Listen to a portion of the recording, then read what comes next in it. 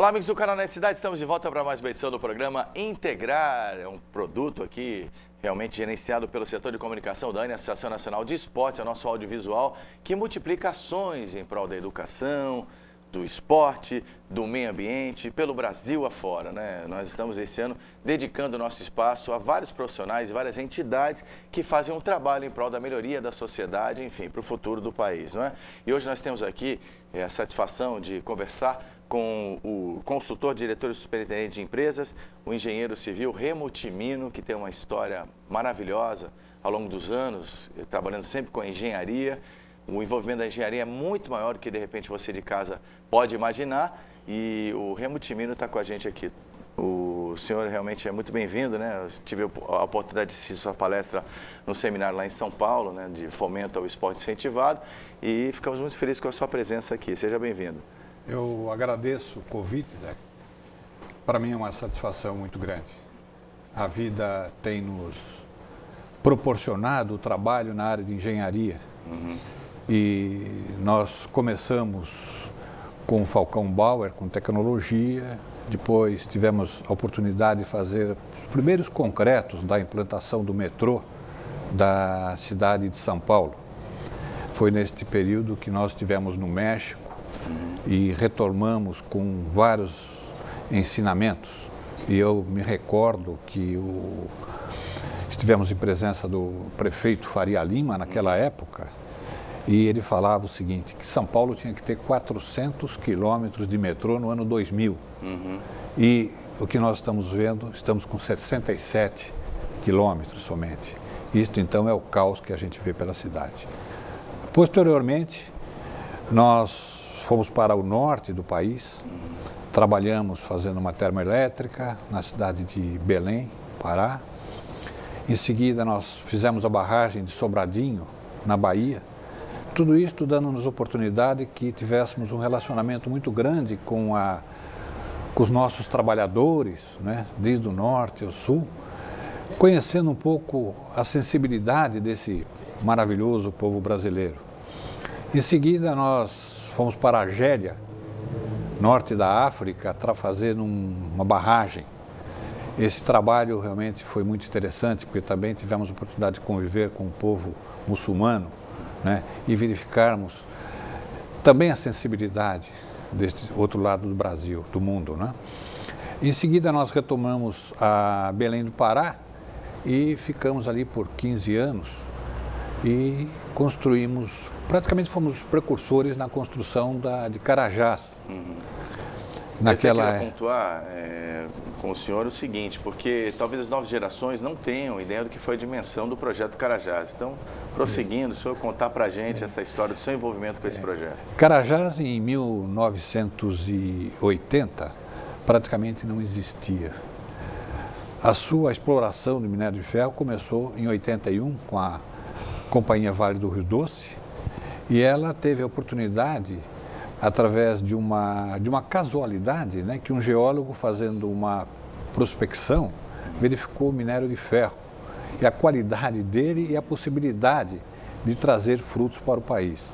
E assim então a Vale do Rio Doce, ela construiu um verdadeiro império, né? Hoje é a segunda empresa do Brasil e uma das maiores exportadores de minério do mundo e uma das maiores mineradoras do mundo, né? Na época, nós construímos a cidade. Foi criada uma cidade para os trabalhadores. Como não havia infraestrutura, não havia áreas urbanas, né, naquela região. Nós construímos a cidade de Carajás, no núcleo, bem no topo da montanha, né? E esse foi uma cidade que nós tivemos que colocar as casas, construir as casas, hospital, casa de hóspedes, supermercado, clube social, enfim, todas as instalações possíveis para você poder segurar os trabalhadores na região, né? Com escola, com tudo. Isso foi realmente uma aventura muito grande. E basta lembrarmos que para você ir de Carajás até a Serra, até o Maranhão, Porto de Madeira, para exportação do minério, são 900 quilômetros. Então foi construída uma ferrovia, né, de 900 quilômetros abrangendo toda essa área. E isto também nos proporcionou, trabalhando na região, conhecermos bastante o nosso país na área norte.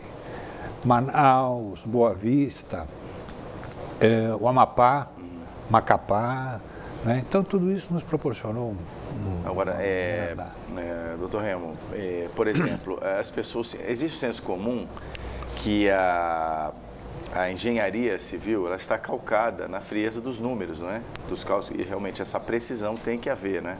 Essa precisão científica para se construir, para se planejar.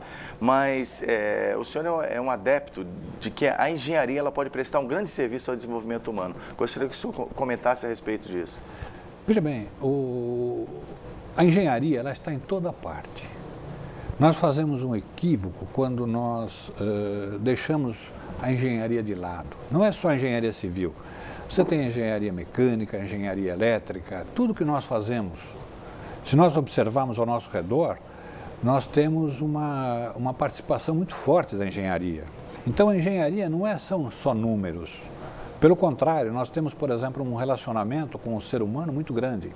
Uma barragem, nós temos 8.000 pessoas trabalhando. E nós temos que dar assistência médica, nós temos que fazer a segurança do trabalho, nós temos que aculturar essas pessoas. É verdade que nós perdemos um pouco o fio da meada, porque no período de 1981 a 2003, o país praticamente ficou parado.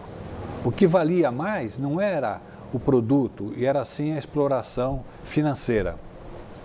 E essa exploração financeira, então, trouxe algumas distorções. Mas a engenharia, com toda certeza, tem um lado humano fantástico. E também necessita de um planejamento que envolve vários setores. Aliás, tem um projeto interessante do senhor que a gente vai falar no segundo bloco. E a gente vai direto ao assunto. O senhor está acompanhando essa questão do estádio do Corinthians em São Paulo. As obras começaram praticamente agora, vai dar tempo de concluir esse estádio, em termos de tempo, fator tempo, com todas as intempéries, é possível construir esse estádio e entregar para ele sediar também a abertura da Copa do Mundo? Veja bem, eu vou retomar um pouquinho a minha experiência com relação ao estádio de futebol. O Pará tem o estádio de futebol Belém, tem um estádio de futebol de 80.000. É o Mangueirão. Que é o Mangueirão. Este estádio, ele é de uma complexidade bastante grande. Pena até que ele não foi eleito para participar dos jogos, porque praticamente estaria pronto. É um estádio moderno e realmente ele levou bastante tempo para ser executado em função dos recursos financeiros. Com relação à parte de tecnologia, não houve grandes problemas. O problema maior, por exemplo, do próprio estádio do Corinthians, de Itaquera, é começar a terraplanagem, a drenagem. Esse é o maior gargalo. Porque feito isto, a obra poderá se desenvolver em várias... A terraplanagem já está sendo... Já começou, tem uma previsão de fazer a terraplanagem durante 3, 4 meses. Na terraplanagem vai estar envolvido toda a drenagem e toda a infraestrutura para o suporte para vocês ter o campo de futebol. Este é o ponto fundamental. Dali, para construir as arquibancadas e as demais áreas, nós vamos ter várias frentes de serviço. Então, há possibilidade. E não podemos esquecer também que por trás disso nós temos uma grande construtora. Sim, e a tecnologia certo? Hoje e também temos hoje uma construtora, tecnologia. Realmente, nós perdemos um pouco de tempo, perdemos bastante tempo. Nós poderíamos ter feito as coisas dentro de um planejamento estratégico, dentro de um planejamento de execução de obras, com mais tempo, com mais calma. Isso vai trazer algumas distorções?